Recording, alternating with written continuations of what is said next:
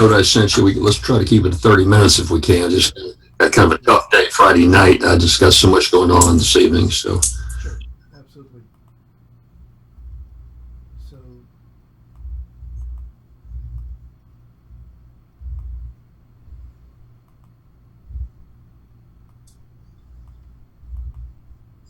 Were able to make down here. Very tragic news of the number 3 member of the House, and I think some of our viewers may not be here, but Steve Scalise is a Louisiana guy. I was in the legislature a little after me. I was in public office when he was there. Good representative, good senator, wanted to run for Congress for years. Very ambitious young guy, but everybody likes Steve. And then he finally got his chance after our governor, Bobby Jindal, became governor of Louisiana. And then David Vitter went on to the Senate. Interesting that congressional seat that Steve Scalise holds right now has been a seat that some very ambitious politicians have had going on to bigger things. You had Bob Livingston, who was right on the verge of being Speaker of the House in Washington. David Vitter, U.S. Senator. Then you had Bobby Jindal, who became governor of Louisiana. And then Steve Scalise went on to Congress. So it's an interesting Jefferson Parish surrounding New Orleans itself district. And he's been very popular down there, never had much opposition, and apparently pretty popular in Washington, D.C. Terrible shooting, Steve. When I first heard the news, and I heard it bright and early a couple of days ago, it was on Thursday morning, it said he was shot in the leg.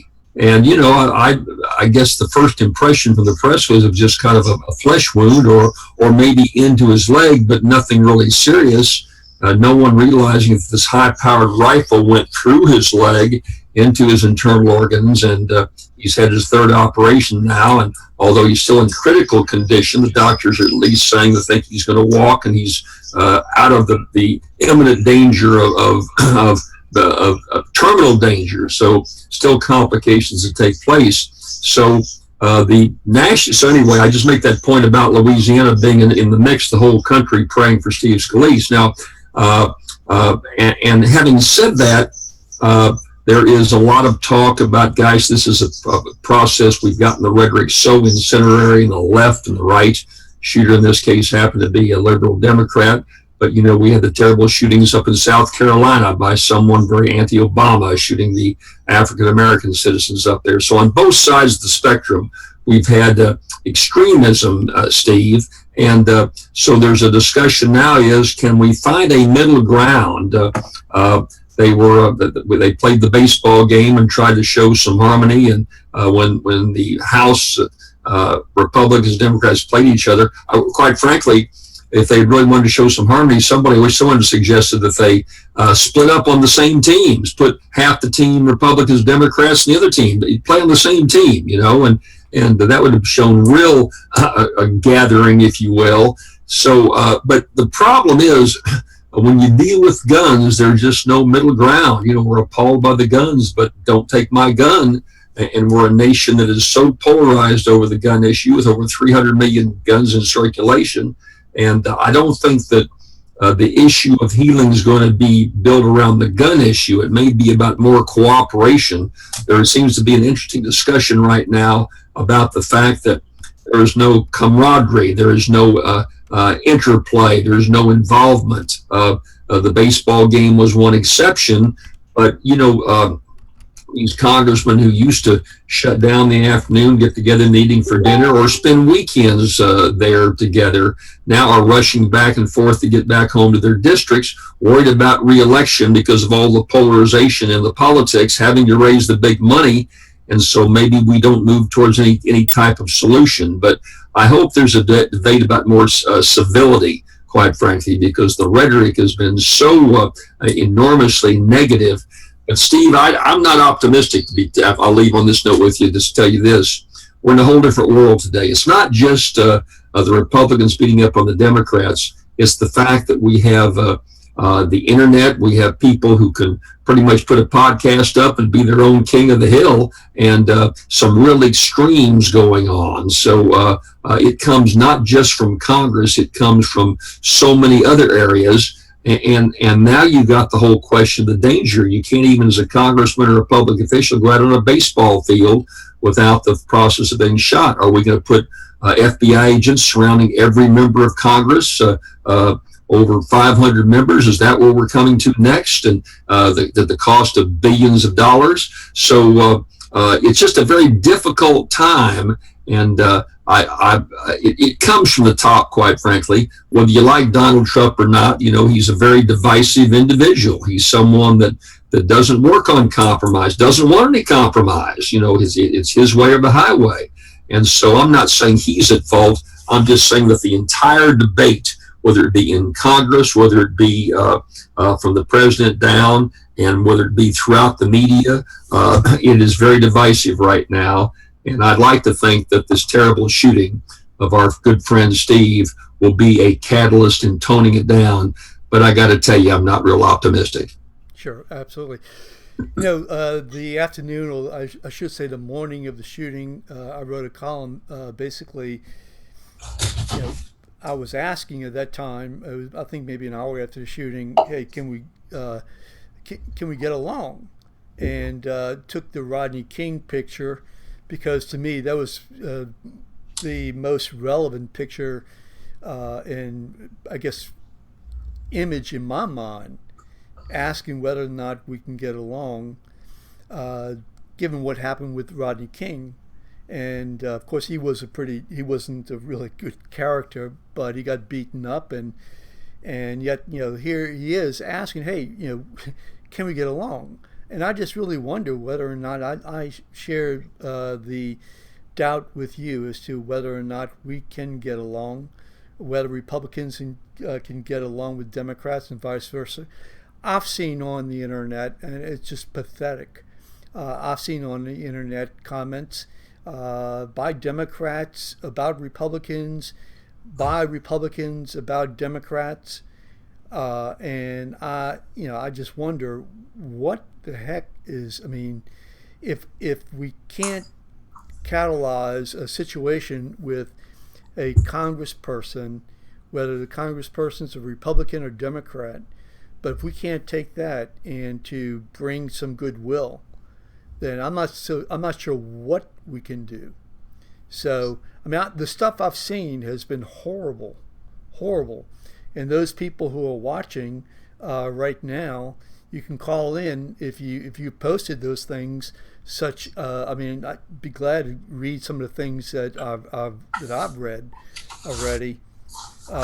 Call in. The telephone number is above us. Its telephone number is posted.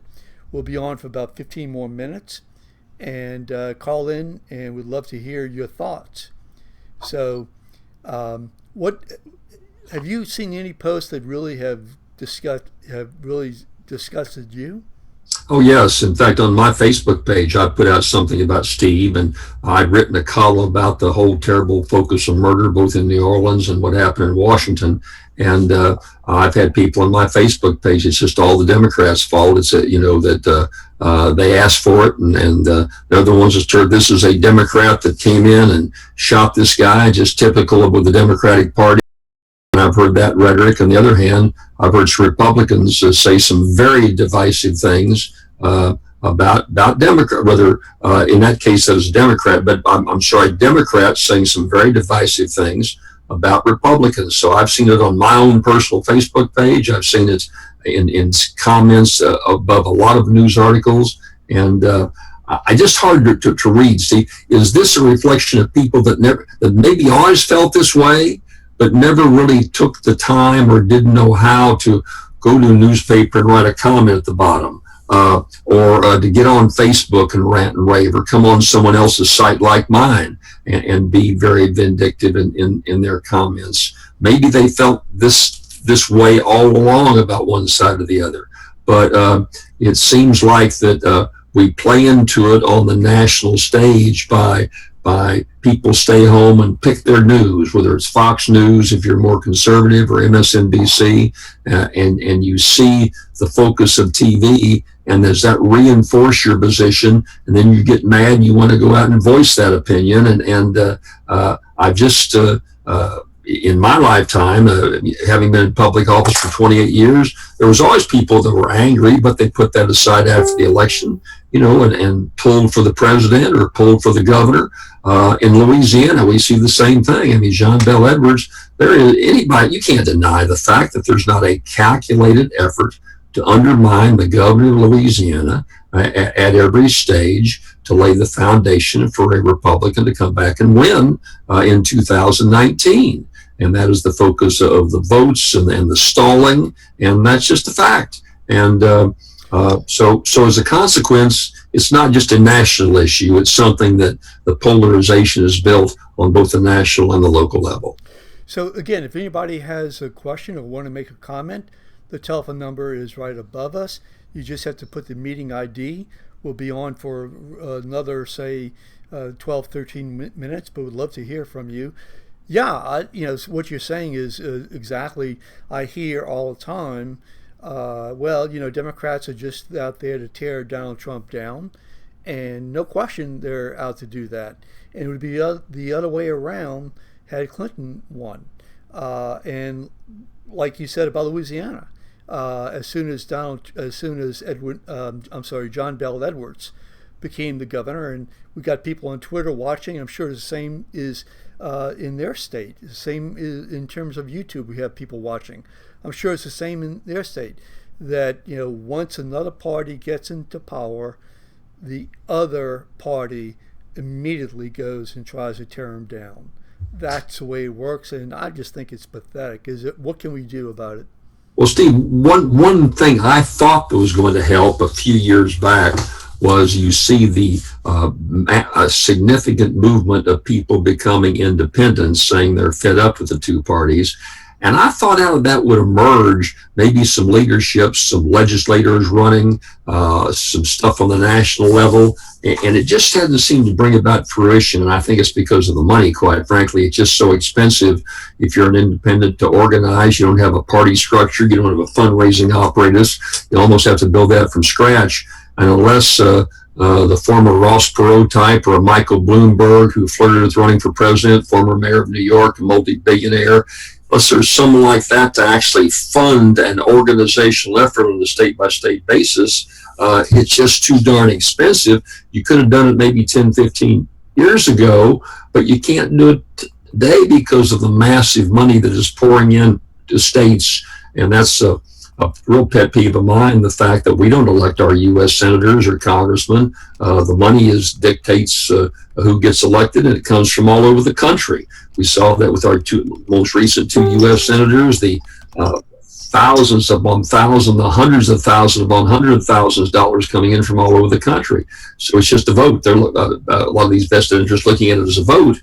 So those who had an independent voice, who said enough, I want to maybe run as an independent, just can't get the traction because the dollars are pouring in, even at the legislative level. I'm just amazed. I saw there was a Senate candidate over in Opelousas, a senator from Opelousas, who had something like $150,000 from outside the state of Louisiana for a state legislature.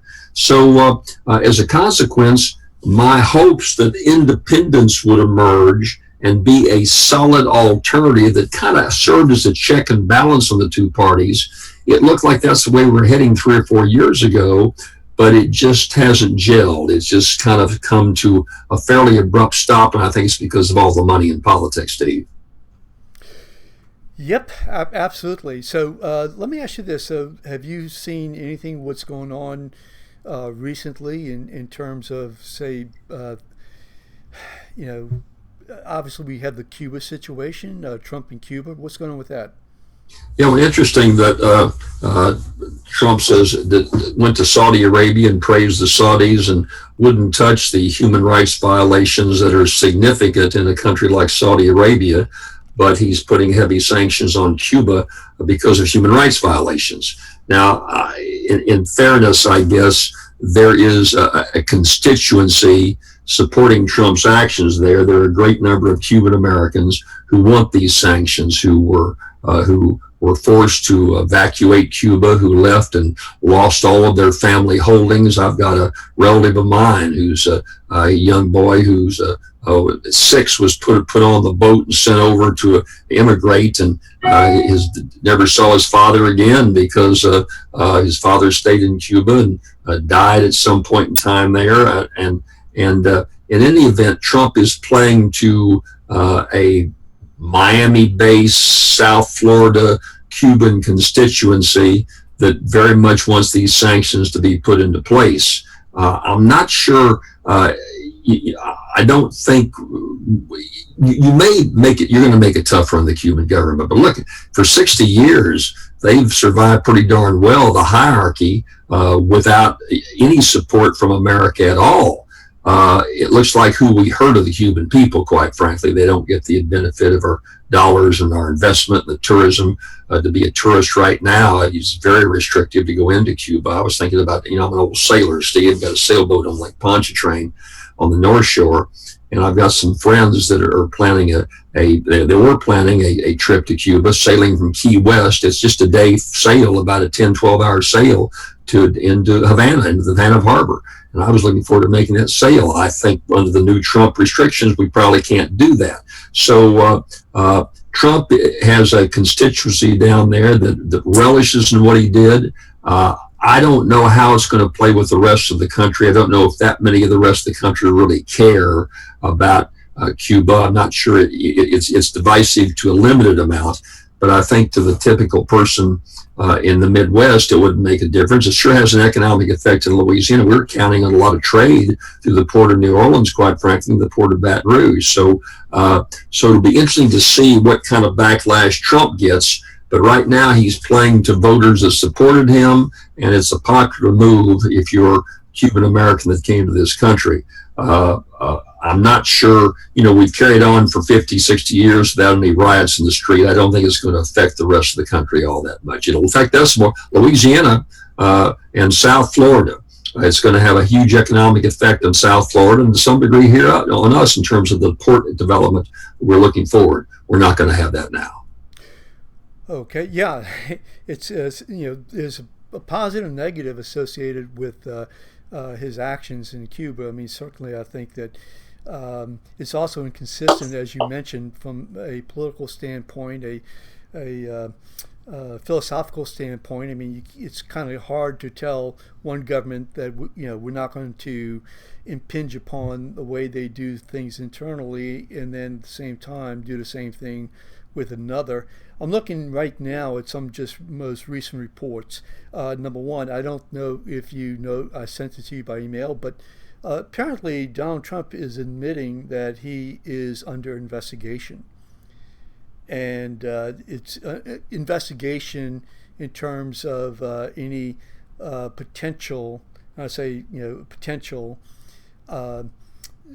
attempt by him to quash the investigation.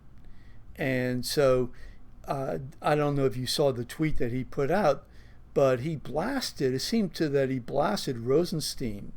And he said, hey, Rosenstein, I'm just paraphrasing, but he said, hey, Rosenstein told me to fire this guy, meaning Comey, okay, and so now he's investigating me. So. Well, it's because Rosenstein was the guy that picked Mueller, so who's now heading up the investigation, former head of the FBI, yeah, prosecutor, and so I think that's Trump's mind. I think he feels like they've got to do a number on Mueller and almost be like Comey. He's got his own agenda. And I saw that they've released information about the fact that several of the assistants to Mueller were Democrats who contributed financially to Democratic candidates. And so I think that's a sign of being worried. If they were very confident nothing was going to come of it, they just let it go. But if there's a real concern that Mueller is going to come in and make Trump a target and other people a target and get very, very aggressive, then defensively, I think they're going to have to do a number on Mueller, just like they did on Comey, quite frankly. So that's how I read that. So I take that as a sign that the Trump people are worried, that Trump is disappointed that there was a special prosecutor even appointed. I don't know. I was surprised too, quite frankly. I mean, it's not like national polls. There's a hue and cry across the country for a special prosecutor a la Nixon. It hadn't come to that point yet. So I was surprised that I don't know if Rosenstein on his own did that. He's the number 2 guy in the Justice Department. He's the one that wrote the memo saying that Comey, former director of the FBI, should be fired. He says he did so at the insistence of Trump, and he was just trying to get along with his boss. But then some are thinking, well, now he's back changing position and going ahead with Mueller as a way of trying to keep his independence and protect his own self, quite frankly. So there's a great palace intrigue going on right now. It's still to some degree is an insider's game, Steve. I still don't sense that the average person on the street really is paying attention to Mueller's take. It's going to take something very specific, almost to start to charge people and even demanding that Trump go before a grand jury or give testimony under oath.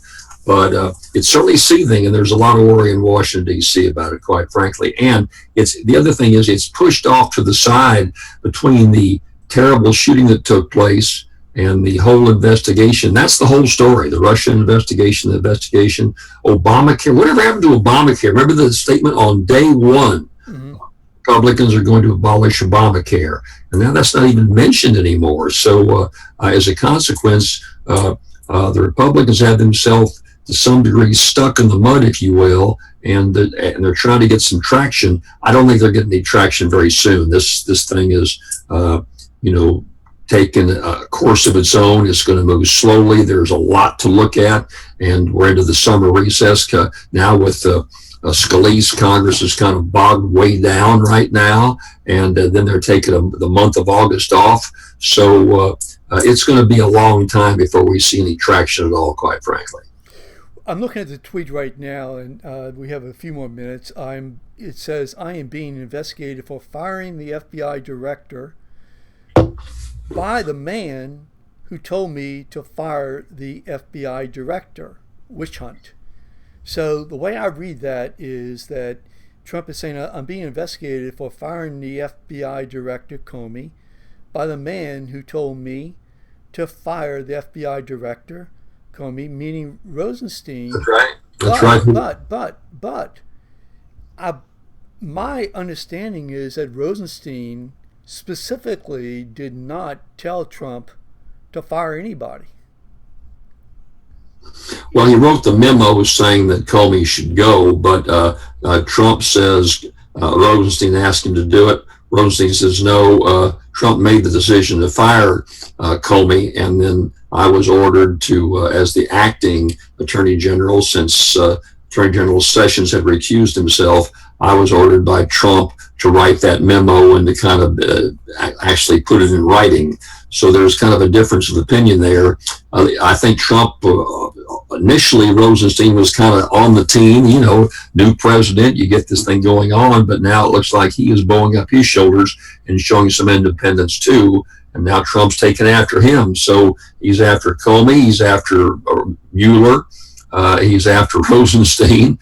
He's building up a lot of animosity over there in the Justice Department, quite frankly. And so, and it's not just. Let me just. Here's another tweet from. It was basically Dianne Feinstein, who came out with the statement, and I put the statement on my website, BuyUBuzz.com, and she's saying that his tweet was a blatant violation of the president's oath of office, because what she's saying is that his tweets indicate that he is interested in firing Rosenstein, and she's concerned that because he's now admitting that he is under investigation, that he's going to fire Rosenstein and make efforts to fire, in this case, fire the Director Mueller.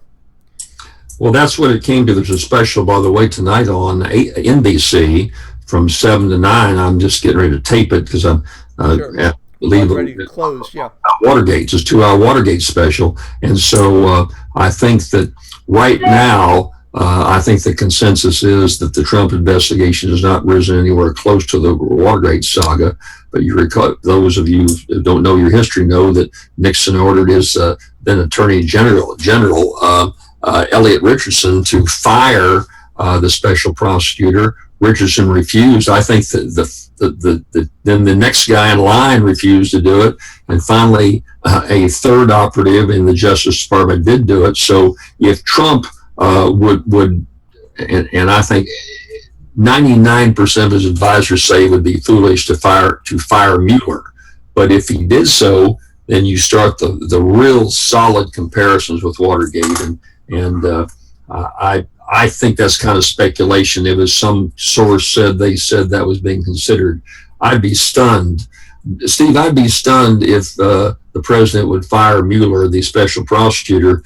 But over the last 3 or 4 months, I get stunned about every other day. It seems like in terms of tweets or things that are done or things or changes of position. So, so it could be, we could be talking about that here in a week or two, and it would bring a constitutional crisis. But that's just something we're living with. And you talk about the times they are changing and they are strange. And the Chinese say interesting. You live in interesting times. They meant by that dangerous times, and these are certainly dangerous times for us. They're dangerous internationally. They're dangerous right here in our own country, where a congressman can't go out and throw a baseball around. So, if the Chinese mean dangerous, then they're right on the money in saying we're living in interesting times. That it is, and it's almost time for us to part at this point in time. So. Jim, listen, thank you so much, and hopefully the viewers out there will kind of calm down. I mean, obviously we have a lot of anger out there, and basically we have the power within ourselves to be able to control our own anger. We need, our Congress people need to take the lead, but we need to do it within ourselves.